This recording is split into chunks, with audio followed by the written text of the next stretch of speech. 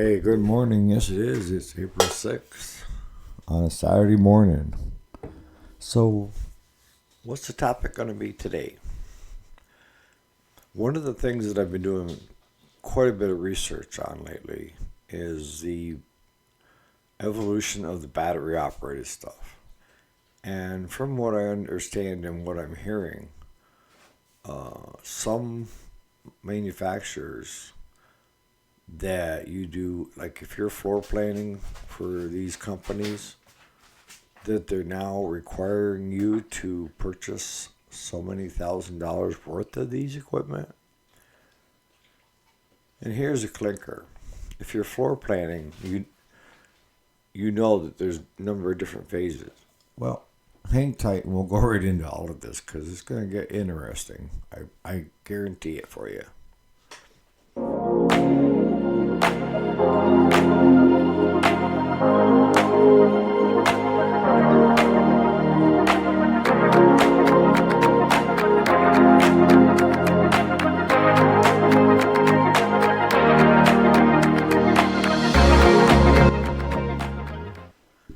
All right, so most of us already know how handy battery operated equipment can be.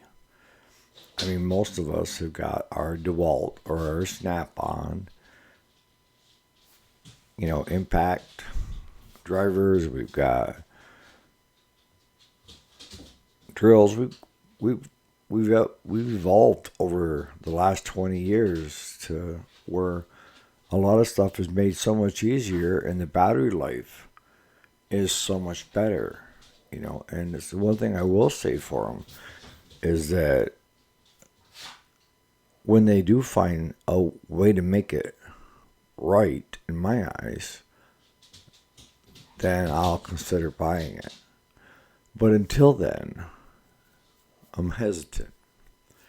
So, for those of you that don't know about floor planning, what floor planning is, what I can tell you is you have like 4 different levels, okay? You have the basic entry level. And the basic entry level means that you will take so many units. And if that manufacturer could be MTD, Cub Cadet, Troyville, if they produce the summer gear, they also probably produce the winter gear, snow blowers and stuff like that. So they let you mix things up to get to the entry level. And it may be 2 push mowers, a couple weed eaters, and a few riders. Every tier you go up means you're buying that much more of their stuff. And this is one thing that the main reason why I've always stayed away from it is that with the way they do floor planning now is you are taking a loan out on that purchase. The manufacturer has been paid. The minute you sign your name on the bottom line and your credit check comes back, you're golden, that manufacturer walks away with a check. Now, what happens if you have a slow year? Say the economy's stupid, right? And people can't afford to update their lawnmowers or snowblowers. So they're going to limp their old ones through one more year. What happens to you? Well, you're still stuck with the units that didn't sell. And now you're facing a barrage of all this new stuff coming in by the tractor trailer load that you have to sell on top of that. So, I mean, if you're in a highly populated area and you sell a lot of units, enough so that you run out of inventory, all power to you. But if you can't compete with the big box stores and you're in a less populated area, Lower income levels, not so much. Because, it doesn't work like the field of dreams. If you build it, they will come. That does not happen. It takes a long time for people to realize that you're even there. And most often the case is word of mouth. But if they don't have the disposable income, they don't have the disposable income. And I don't care how much your lawnmower is or how much your snowblower is. They simply can't afford it unless they put it on credit themselves and pay so much a month. So the way the floor plan works, and the last time I was involved in anything near it, GE Finance was the main company that did all the floor planning with, OPE businesses. And they kind of explain it to you that you have so many months before it starts costing you interest, okay? And that every time you sell a unit, you just send that money to them and it pays down your debt, right? That's fine and good if you sell out. But let's say you have 10 riding lawnmowers left over, and your cost was $2,200 for them, and they sell for $2,400. I don't know what they are. I'm just making up numbers here. But on 10 at $2,200, that means you owe $22,000. Yes, you have 10 mowers, but now you're going to have to sit on them all winter long. And there's going to be interest on it. So that means for that period, you start going backwards. Because now you're past the grace period, so you're paying interest. And when they come back around in the spring, you could still sell them as new with their last year's model. See where I'm going with this? All right, so that's what floor planning is. So what I'm hearing is that some of these manufacturers, I'm not going to name names, that are floor planning with lawn and garden businesses like ourselves, are now requiring that you take so many thousands of dollars of battery operated equipment. And you could say, no, I'm not going to carry it. But that lowers you to, because the higher levels you go, the better terms you get, the more money you can make, right? Sounds logical, right?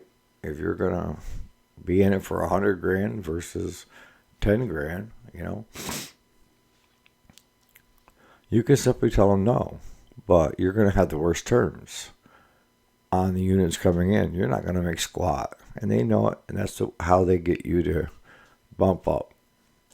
And that's what your sales guy will tell you. If you only go to the next plan and take that many more, we can give you better terms. But here's some of the things that I've come across in researching, because I research stuff.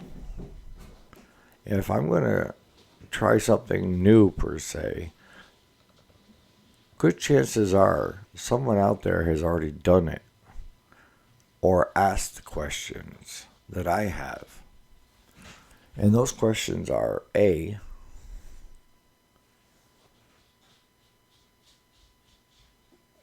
what happens if that unit catches on fire? And you're going to say, well, what do you mean catches on fire? If you Google lawn and garden equipment and catches fire, you will see a lot of pictures, a lot of posts, a lot of videos of battery operated stuff in flames.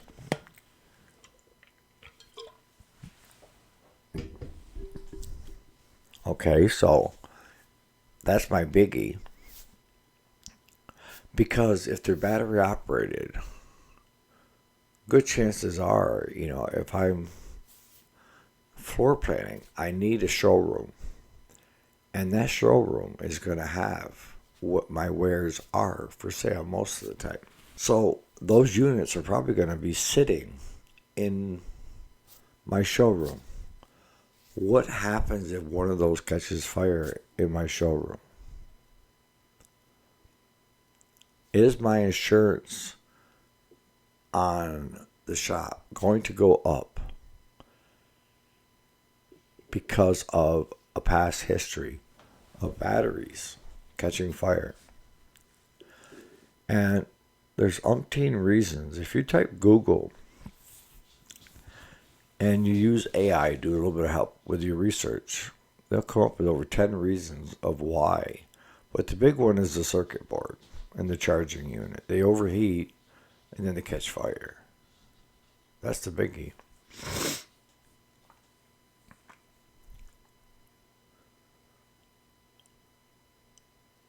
Because my concern is that my insurance rates are going to go up. And screw the insurance rates. I got a fear that my shop, my whole life, may burn to the ground. Now, in my case, it really can't because mine is all concrete. Even the ceilings, the roofs are concrete. But most of you probably have a wooden structure of some kind that's built that can catch fire. So that's my first of who's responsible. The second one is, what happens if a customer gets hurt? If his unit is zero turn, busts into fire while he's mowing, and he gets burnt? Who's liable? Am I liable because I sold him the unit? Or is the manufacturer going to? Because they built it. And most of you would be thinking, well, be the manufacturer because we're just selling the product. This day and age, I've never seen, I call it trying to win the lottery. And that is everybody suing everybody for everything, thinking that they're going to cash out big. Those are bottom feeders.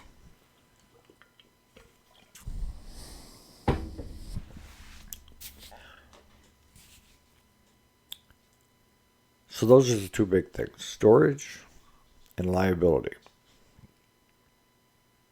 And when I say liability, probably some of you don't even realize this, but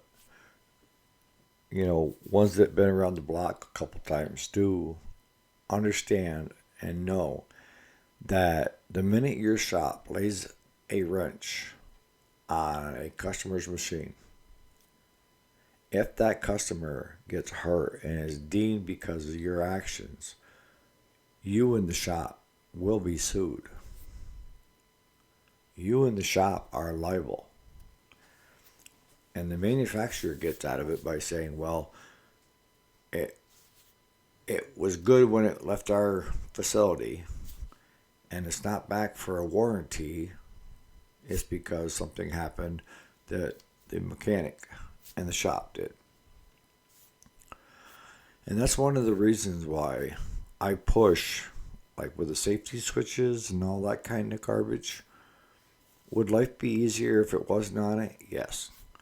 But you as a repair shop, if you disable safety switches, then you can be held liable. I don't care if the customer asks you to do it. You can be made liable for it. And if a machine comes into my unit, into my shop, and they've got the seat switch disabled by putting in a screw so that it holds the button down, I'm going to take the screw out, put it in a little Ziploc baggie, and I'll set it on the seat. That's up to them if they want to put it back in. But for me, when it leaves, all the safety switches are going to work. Because I don't want to be held liable for it. All right, so then the next thing comes into play. Disposal. What do you do with the old batteries? Where can you take them? Most of them are lithium-ion. So that's got to be part of the consideration. As a shop, you can't just simply throw them away. I mean, like Walmart, you could take and get a core fee for your lawn and garden battery for your gas-powered units. But I don't think they have that set up where you can take a battery that is no longer any good and use it as a core. And what's been the case, for most of the handheld stuff is if the battery goes to hell, by the time you buy the battery, a couple batteries, you could buy the whole set for a few bucks more. And that's what most of us do. We just buy a whole new set. Even though our impacts may be fine. Or our impact drivers, our drills. It's cheaper to buy the set. Or a little bit more than what it is for just the battery. So cost prohibitive is part of it too. So you have liability, fire, disposal,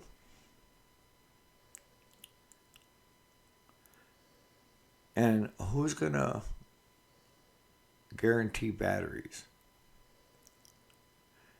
See, if you have a battery operated unit and it doesn't sell, it came in for the floor plan, it doesn't sell, and it sits there, and you decide that, well, I'm going to get them going and mark them down because they're not selling that well. And then come to find out the batteries are dead. What I can tell you with most battery operated things is that those batteries cost more than the whole unit. So most often the case, at least right now anyways, is just to replace the batteries as a dealer in one of those units. You're really going backwards. And if you go back to the manufacturer, they're going to say, no, you're supposed to maintain those batteries. That's part of the deal. Yeah, it's a catch-22. They got you coming or going. So these are the questions that I have. I think it's going to come, but I want it to come as safely as possible and something is viable.